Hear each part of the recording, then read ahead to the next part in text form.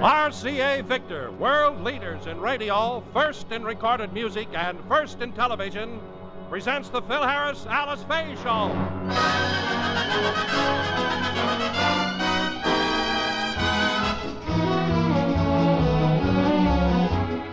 For your enjoyment, here's the Phil Harris Alice Faye Show, written by Ray Singer and Dick Chevrolet, with Elliot Lewis, Walter Tetley, Robert North, Janine Roos, Ann Whitfield, Walter Scharf and his music, and yours truly, Don Wilson, pinch hitting for Bill Foreman. Well, Phil has always thought of Alice's money as being constant as the moon. It's never occurred to him that there might be an eclipse. We'll see what happens. But first, this word from RCA Victor. It's the tone that makes the difference. It's the tone of an RCA Victor radio that puts it in a class by itself. Music virtually floats from RCA Victor's golden throat tone system. It's an exact balance of speaker, amplifier, and cabinet that perfectly reproduces both low and high notes to give brilliant tone. And you'll find the golden throat in every RCA Victor radio and radio phonograph, and in almost every RCA Victor portable, too. So if you want big tone, beautiful tone, you'll want an RCA Victor radio, like the Blaine, for example. The Blaine is the lowest-priced RCA Victor table radio with the golden throat. Now you can afford to have that extra radio you wanted in your home because the Blaine costs so little. And this model comes in 7 smart decorator colors to fit any color scheme.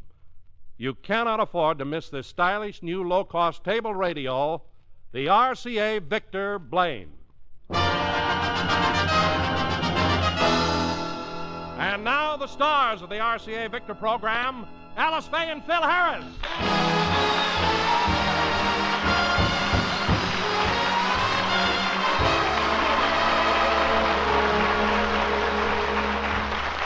Well, most men who've been married for a number of years forget to give their wives the little attentions women love, but not Phil Harris. Even after 12 years of being married to Alice, there are times when he's as attentive as a newlywed.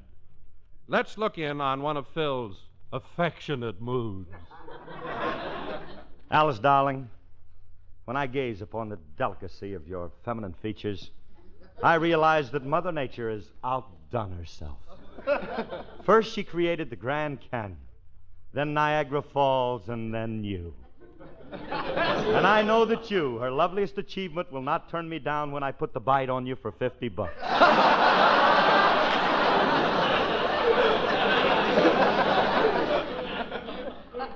What do you say, sweetheart? Get away, Clyde. You bother me. You mean you won't loan me $50? Oh, I'd love to, Phil, but I just don't have it on me. How can you stand there with your big fat money belt bulging out and say that? Alice, darling, I need $50 for something very important. I need it to complete my library. Your what? My library. You see, I have a chance to get my hands on a rare edition of the love sonnets of Elizabeth Barrett Browning. Oh, Phil, that's just what you've been looking for all your life. It is a collector's item. Why, the binding alone, they say, is worth about... All right. Now, Phil, tell me the truth. Why do you want the 50? Truth, huh? Mm-hmm. Well, that makes it a little harder, but I'll have a go at it. Alice, I need the money for Frankie. The poor kid, well, he needs help. I know, but where can you get a good brain operation for $50? The Mayo Clinic is having a rummage sale. Look, Alice, he don't need no brain operation. He needs the money for a very worthy cause. You see, Frankie... Oh, that must be him. Come in. Hiya, Curly. Hello, Alice. Oh, hi, Frankie. Say, Frankie, Phil tells me that you need $50 for a very worthy cause. What's the cause? The cause? Mm-hmm. Oh, yeah. I need it to send to my maiden aunt in Hialeah. Hialeah? Yeah, honey, that's a parimutuel farm in Florida. They raise some of the biggest paras there, and their mutuals are prize winners. Never mind. I know it's a racetrack. Oh, Alice. I see we can't fool you, so I'm going to give it to you straight. I need the money to fulfill a charitable pledge. Surely you won't turn down charity. No, of course not. But what charity is it for? The Society for the Prevention of Cruelty to Humpbacked Whales.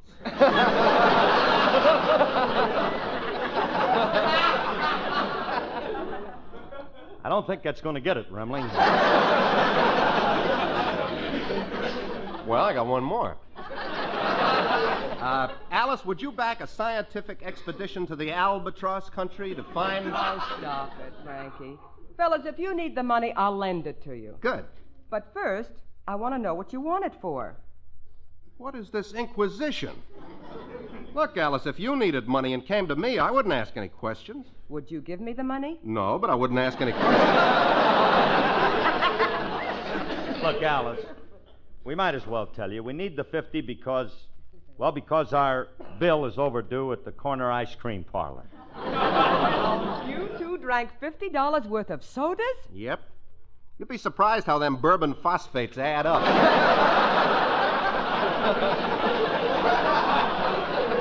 Now, Phil, if you owe the money to somebody, I'll let you have it. Now, you wait here, and I'll go to my money room and get it. And don't try to follow me again. You always get tangled up in the barbed wire. I'll be right back. Curly, What? what's her money room look like? Don't ask me. Every time I try to follow her, I get as far as the hall, and she sets up a smoke screen, and I lose her. Hey, Remley, we're going to get the money. Now, you know what we're going to do? We're going to get that dough, and we're going to go settle up her bill. Man, I'm so happy I could dance. Oh, no, Curly, you mean you're so happy you could sing. No, I take it back. No, it's too late. I'm already into Oh. it. Old Nebuchadnezzar was the king of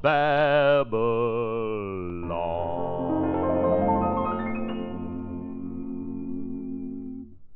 There was 3 children from the land of Israel, Shadrach, Meshach, Abednego. They took a little trip to the land of Babylon. Shadrach, Meshach, Abednego. Nebuchadnezzar was the king of Babylon. Shadrach, Meshach, Abednego took a lot of gold and made him an idol. Shadrach, Meshach, Abednego.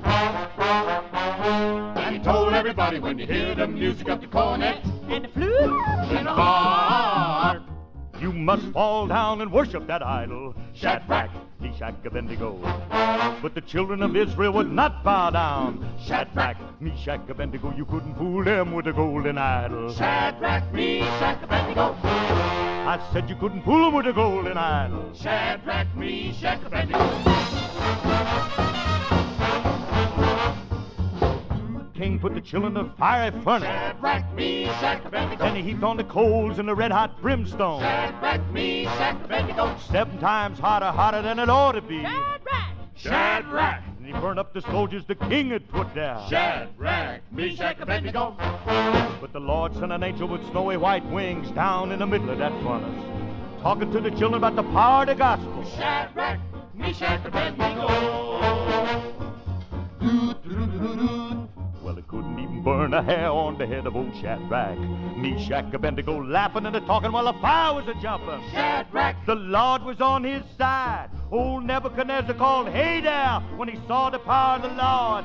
And they had a good time in the land of Babylon. Shadrach. Shadrach.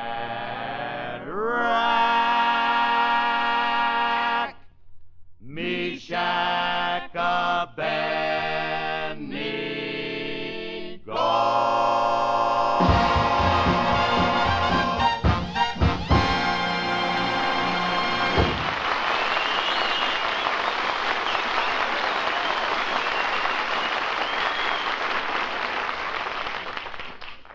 Well, Phil, I've got the money right here. Hey, Ramley.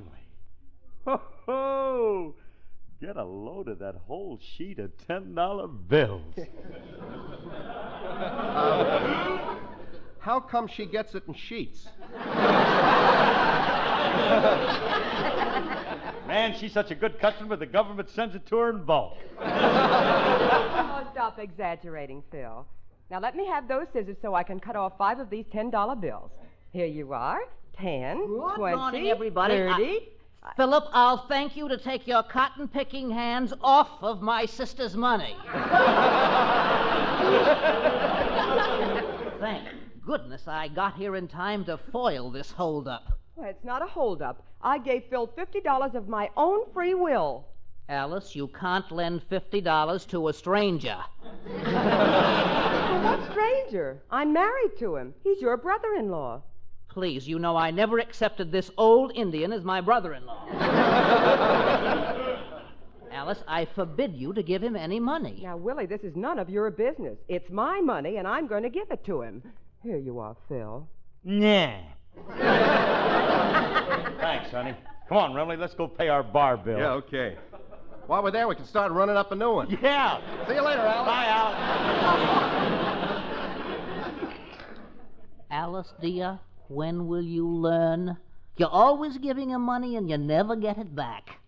How long are you going to keep supporting that loafer? Oh, now, Willie, please.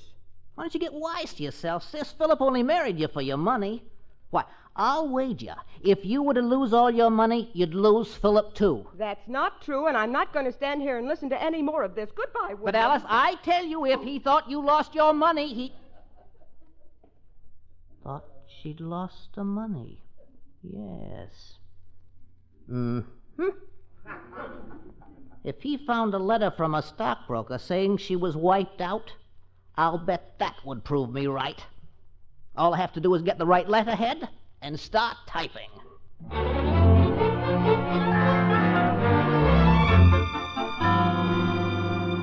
Alice! Hey, Alice, I'm home. Alice, I guess she went out. Hey, Remley, what are you doing? Nothing. Just opening this letter that was on the hall table. Well, Remley, what's the idea of opening my mail?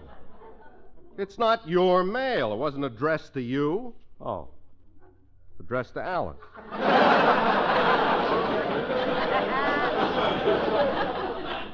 Dear Mrs. Harris, we regret to inform you that you've been wiped out in the stock market. Frankie, stop reading the letter that isn't it. Wiped out! Give me that letter. Here. Listen to this. Due to unforeseen reverses, your Associated Steel and Copper stocks are completely worthless. Very truly yours, Chase and Reiner, Investment Bro. Rummy, did you hear that? Alice has lost all her money. This is a calamity. Yeah. Come on upstairs. I'll help you pack.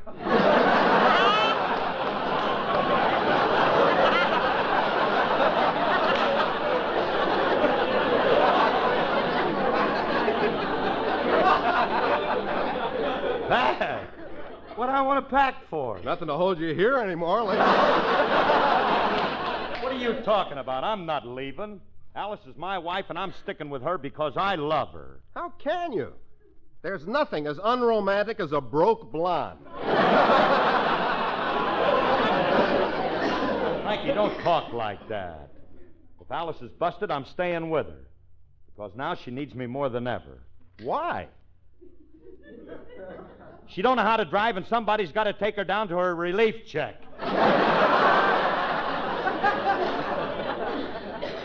Why does it have to be you? Well, how else is she going to get... Of course, she could take the bus. No! Oh, Remley. I just can't believe that stock of hers is worthless. It just don't...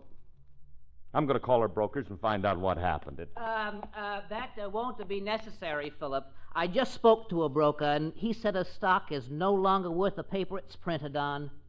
Oh, poor Alice. Isn't it horrible? Well, now, wait a minute, Willie. Wait a minute. It's not as bad as you think. I know it's quite a loss. But Alice still has a room full of money upstairs. Well, she won't have it tomorrow. Her broker said it'll take everything she has to cover her losses. Oh, Philip, Alice doesn't have a penny to her name. Doesn't it make you sick? No. Doesn't mean a thing to me if Alice doesn't have a penny to her. Oh, those pains.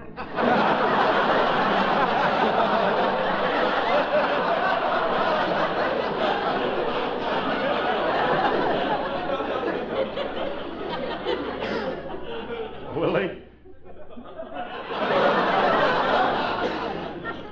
Does Alice know about this yet? Oh, no, and we'll have to keep it from her, Philip. The shock of losing her life savings might be too much for her. Well, you're right. It is quite a loss, but Alice can always start over. At her age? Well, why not? She can get a job as a night watchman someplace.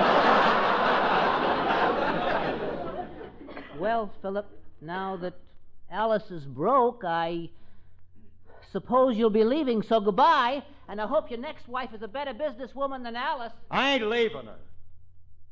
Even if she is destitute, I'm not going to... Phil, where are you? Oh, here she comes from me. Now, look, don't let her know what happened. We got to keep it from her until we figure out some way to help her. Curly, I assure you she won't learn anything from me. Thanks, pal. Hello, fellas. Well, if it ain't the charity case. Frankie!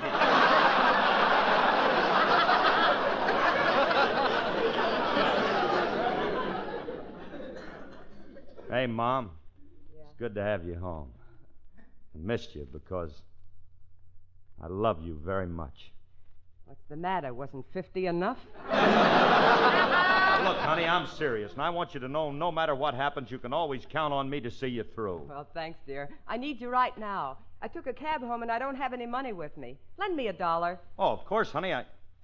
What kind of collateral you got? Collateral? Well, you ain't exactly a good risk these days. Well, if you haven't got it, say so. I'll get it from Frankie. Frankie, can you spare $1? Why don't you go out and get yourself a job instead of going around panhandling?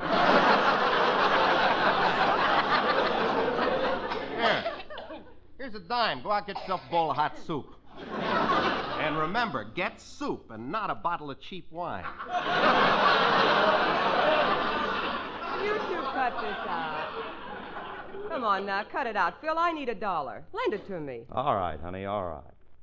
Here's a $1 bill. So long, George. I'll never see you again. Alice, honey, Hap, I was just wondering, have you ever thought of going back to work? Work? You know, in pictures. The public loves to hear you sing. Well, if they want to hear me sing, I'll sing right here. Okay. Hey, Remley, get the neighbors in. We'll pass the hat around. She might pick up... Can't ever tell. We might pick up a bob or two. All right.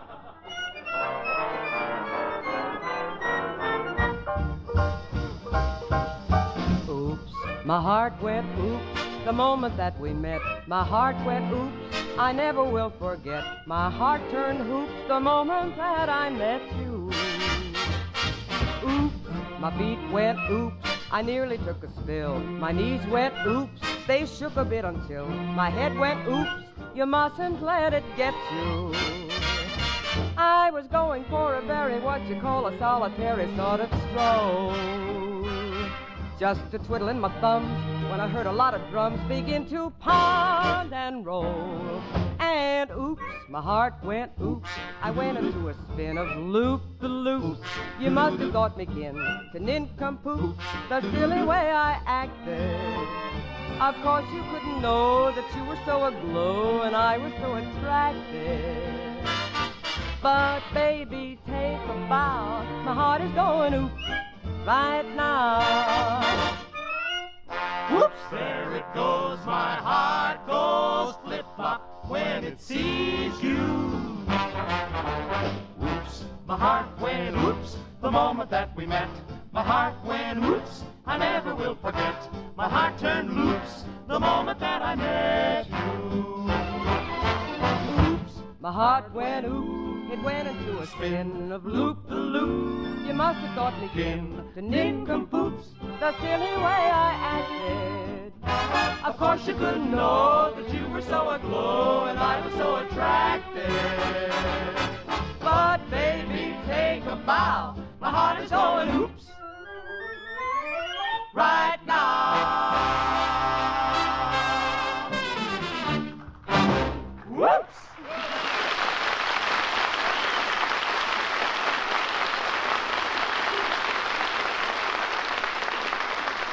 Hey, Remley. What? You know something I've been thinking? That Alice wouldn't have to know about losing her money if we could find some way to recoup her fortune by tomorrow morning. Yeah. Well, it shouldn't be too hard to raise $4 million by tomorrow morning. We don't need that much. All we got to get is $3 million, and maybe she won't miss the other $1 million. Why do we have to have it back by tomorrow morning? Because Monday is her counting day. Oh, look, kidding aside, Remley, it's not that much. If there's only some way I could get just a few thousand to invest it. Hey, Curly, I got an idea. Where is that worthless stock of Alice's? Oh, it's right over here. I got it out and had a look at it. You know something? It's hard to believe. Just look, these gold-edged bonds, all this stuff ain't worth a nickel. What do you want with it? Well, if you want to raise some money, let's take this worthless stock and sell it to somebody. Well, Frankie, we can't sell worthless stock. We can try. That's dishonest. This stuff ain't worth the paper it's written on. Even if somebody was stupid enough to buy it, I wouldn't sell it to them because if you got... Anybody home? I brought the groceries. Well, if it ain't little Julius, the worthless stock buyer. Yeah, we got the watered stock for the little drip. That's pretty bad. Yeah. Hey, Remley, we're wasting our time. This kid ain't got no big money. We'll sell it to him for whatever he's got. Then we'll take the stock away from him and sell it to somebody else. Remley, that's unethical. If Julius buys worthless stock, he's entitled to keep it. Hiya, fellas. Hey, what's all them papers you got in your hand, Mr. Harris? Oh. Why, my boy, this is a big pile of paper here that represents a shrewd investment I made years ago. And as a result of my sharp brain and integrity, I now have this whole pile of certificates. Oh. What are you going to do with all them Japanese war bonds? They're not Japanese war bonds. They're stock in Associated Steel and Copper. Pardon me a minute, will you? Now, Mr. Remley... Yes. As I was saying, the stock is worth $750,000, but due to my being overstocked, so to speak, I'm willing to let you have this at a bargain. Now, what do you offer? Well, I'm in a position to offer $600,000 in cash. Uh-huh. Well, as I was saying, it's worth $750,000, but since you're a friend of mine, I might let you have it for $600,000. Unless somebody else would like to make a bid. Would anybody else like to make a bid? I would, Mr. Harris. Very well, son. I'm offered $600,000 by Mr. Remley. What will you offer? 2 cans of salmon. The stock is worth $750,000, and you have the nerve to offer me 2 cans of salmon? Yeah. I'll take it. We need cash. We can sell the salmon. Will you try and get some dough out of him? All right, I told you. I'm sorry, Julius, but I must have cash to make this a legal transaction. Now, I'll tell you what I'll do. I'll let you have the stock for $200. What do you say? Mr. Harris, this sounds like a wonderful investment, and I appreciate you giving me the opportunity to be the first one to tell you to drop dead. Where'd you get this phony stock? I tell you it ain't phony. This is Associated Steel and Copper. Look for yourself. Yeah, it is real. I might buy this stock. It's a deal. Give me the money. Not so fast. First, I would like to ask one childish question. If it's worth $750,000, why are you willing to sell it for $200,000? That's a good question. Excuse me a minute. Remley. What? How do I answer that? Very simple. Explain the capital gains setup to him. Oh, the capital gains. Julius, due to the capital gains setup, the amortization is reserved to conversion of Series A and Series B convertible. Cumulative preferred stock, which is outstanding. Therefore, due to the reservation of additional shares of common by anti-dilution provisions, I'm in a position to effect the debenture of the depreciatory values. Now, any more questions? Just one. Ha!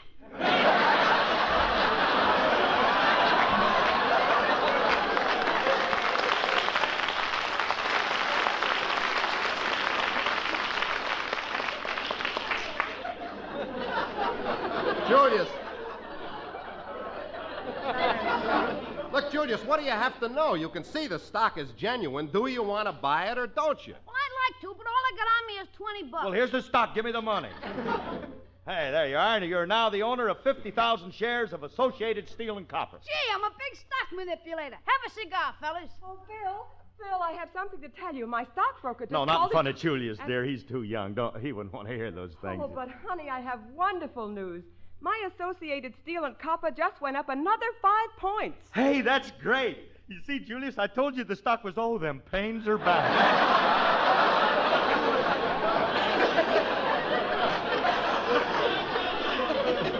honey. Your stock couldn't have gone up. Willie just told me it's worthless. I saw a letter from your stockbroker. Oh, Willie told me about that. He just did that to test your love for me. Huh? Well, that stock is worth a fortune. Oh, no. Julius. Are you addressing John D'Abruzio, the little multimillionaire? Yeah, old buddy, I want to talk to you. Sorry, I don't talk to poor people. Give me back my cigar. Now, Julius, Come around and see me sometime, Harris. I might find a place for you as gardener on my country estate. Now, wait a minute, Julius. You got to give me back that stock. It don't belong to me. It belongs to Miss Faye. Oh. Well, if it belongs to Miss Faye, I'll give it back, but only on one condition. What condition? Well, I always wanted to live like a millionaire. I'll give the stock back if I can live that way for one day. Well, anything you say, Julius. Anything at all. Okay, now here's the way I want it done. You see, you...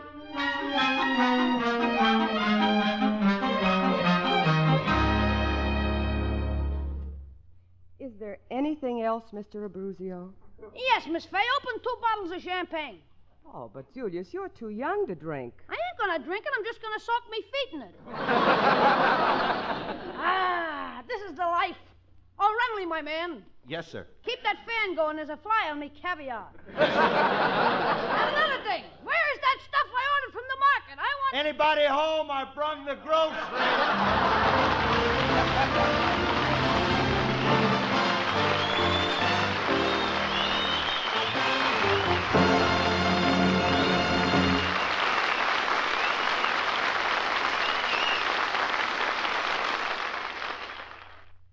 Alice and Phil will be back in just a moment. Soon there are going to be 100 happy boys and girls, and yours can be one of them. For RCA Victor is now offering a live puppy to 100 winners in RCA Victor's Little Nipper Riddle Contest. Here's all you do. Go to your record dealers and get the latest Little Nipper record, called the Little Nipper March and the Little Nipper Riddles. At home, play the record and let your child answer the riddles. Then tear off the entry blank on the record wrapper and have your boy or girl write, in 25 words or less, why they would like to own a Little Nipper puppy. It's that easy. And besides the 100 puppies, 1,000 other boys and girls will win a beautiful latex replica of Little Nipper. So if you have a child between 4 and 12 years old, enter RCA Victor's Little Nipper Riddle Contest tomorrow.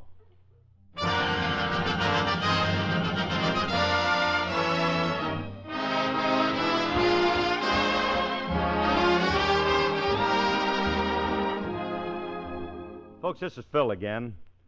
With traffic fatalities on the increase, the National Safety Council has asked us all to check up on our own driving.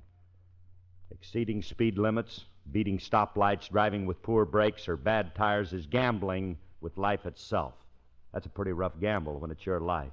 Play it safe and make America safer. Thank you, and good night, everyone. Good night, everybody.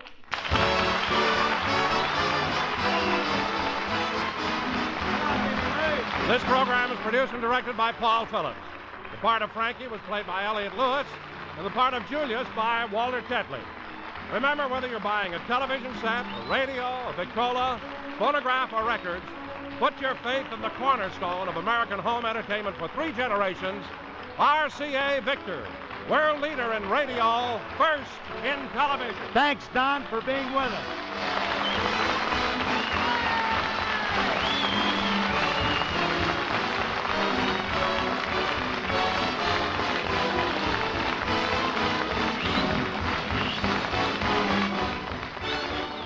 Next, Theater Guild on the Air stars James Stewart and Diana Lynn on NBC.